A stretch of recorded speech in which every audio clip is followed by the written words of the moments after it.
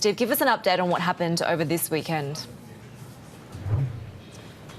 Yeah, I'll just kind of set the scene right now. We're in Tsim Sha Tsui, which is, of course, at the tip of the Kowloon Peninsula here on Nathan Road, one of the biggest and busiest shopping districts of Hong Kong, usually full of mainland tourists, but those numbers obviously have dropped off after, again, the 20th weekend in a row of violent demonstrations all up and down here Nathan Road.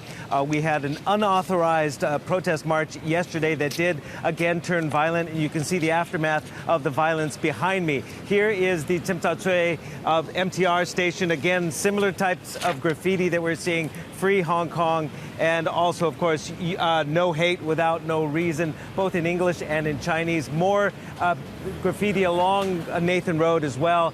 If we burn, you burn with us. And again, that has been a common mantra of the protesters throughout this saga of more than 4 months. We also had a number of different petrol bombs thrown again by protesters, oftentimes targeting companies with China links or companies that are perceived to have taken sides against the protesters. So we had Xiaomi store. That is, of course, the mainland Chinese mobile phone operator or handset maker.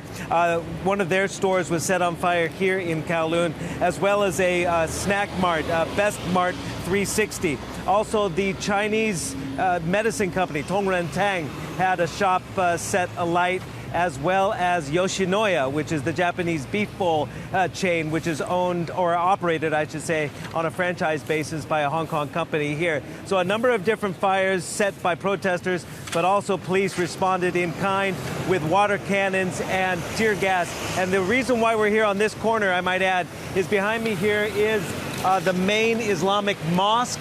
Now, it was not targeted. However, police did use their blue dye water cannon firing to disperse the protesters, and some of that blue water dye actually went into the compound, and that raised some concern and anger by the local Muslim community that the police actions infringed on their mosque.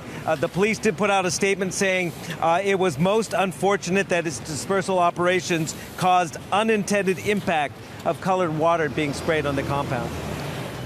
Quite a weekend, Stephen. Carrie Lam, of course, now under increasing pressure, heading to Japan this week for the enthronement ceremony of Emperor Naruhito. Are people understanding this, or are they wondering why the heck she's leaving Hong Kong at such a time?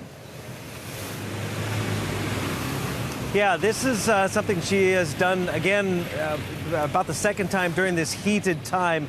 She, of course, went up as well to the National Day Parade in the first week of October, October 1st. And Matthew Chung, the chief secretary, was acting chief executive. And so the same situation will be held today when she goes up for the enthronement ceremony of Naruhito tomorrow in Japan.